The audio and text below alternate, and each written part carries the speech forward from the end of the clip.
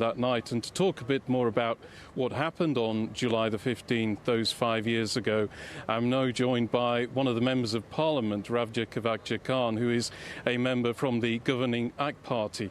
And I just first of all wanted to ask you, what was your experience of that night? What were you doing at the time? It was a difficult night for all of us. The Parliament had worked till 5 a.m. the next morning, so it was a Friday. Normally Parliament is not in session on Friday, so many of us, like myself, were rushing back to our cities, to our constituency. So I arrived in Istanbul around 5-6 p.m. Everything seemed fine. I was planning to spend the weekend with my daughter, whom I hadn't seen for a while because we were very busy working in the Parliament. And then a couple of hours later, I started getting calls from Ankara, from family members. They were saying they would see these F-16s flying really low, and I was trying to calm them down. But then I started to get worried, started to make some calls, but we couldn't figure what was going on. We couldn't figure it out.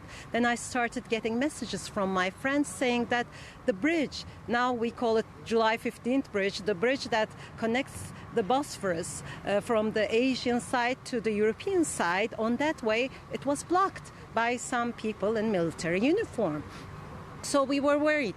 I'm at the age where I remember the previous coups that took place in Turkey, and immediately we took to the streets. We got organized. I called some friends from the party, and then we realized it's a coup attempt, and later on we knew that the President Erdogan would come on TV and make an announcement, but basically by the time before the announcement was made, we were out on the streets. I was in Istanbul, Ataşehir, where I lived at that time.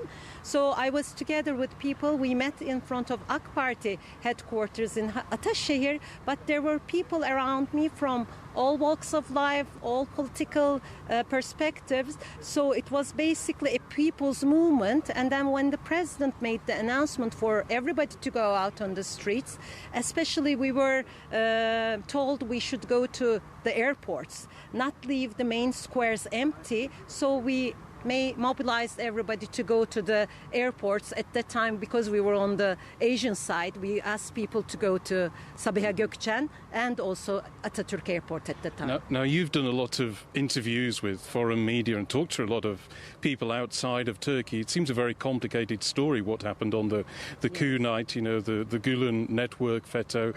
What's the biggest issue you have, you would say, making people understand what actually went on? Andrew, one of the things was at that night also, even before the president's announcement, I was giving interviews. The questions I got shocked me. I couldn't understand it because it was so,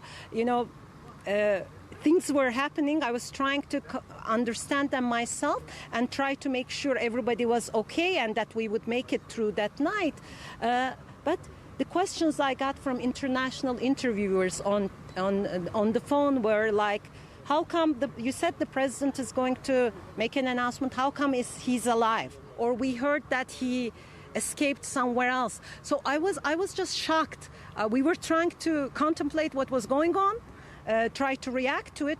I was shocked at that time.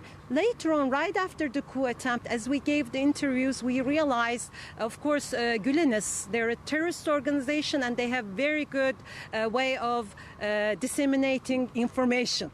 And it's not the truth. So the way I would explain it to my colleagues, they were standing right in front of the Grand National Assembly. Imagine the US Congress or the House of Lords, House of Commons.